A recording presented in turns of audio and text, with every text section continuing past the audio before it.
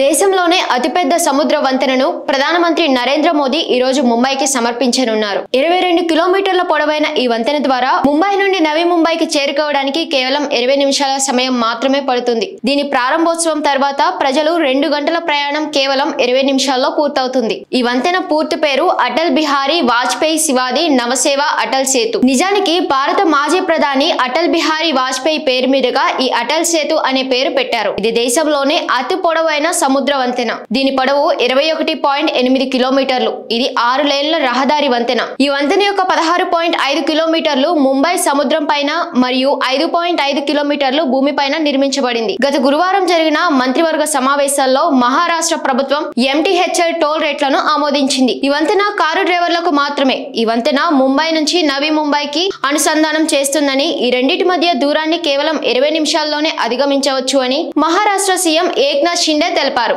సముద్రం మీద నిర్మించిన దేశంలోనే అతి పొడవైన వంతెనపై ప్రయాణించే కారు డ్రైవర్లకు 250 టోల్ ఛార్జీ విధించబడుతుంది. 22 కిలోమీటర్ల పొడవైన ఈ వంతెనపై వాహనాలు రాకపోకలు ప్రారంభమైతే ముంబై నుండి నవీ ముంబైకి కేవలం 20 నిమిషాల్లో ప్రయాణాన్ని పూర్తి చేయడం సాధ్యమవుతుంది. అటల్ సేతుతో ముంబై అంతర్జాతీయ విమానాశ్రయం మరియు నవీ ముంబై అంతర్జాతీయ విమానాశ్రయం మధ్య వేగవంతమైన కనెక్టివిటీతో పూణే, గోవా మరియు దక్షిణ భారతదేశంలో కూడా తక్కువ సమయంలో చేరుకోవచ్చు.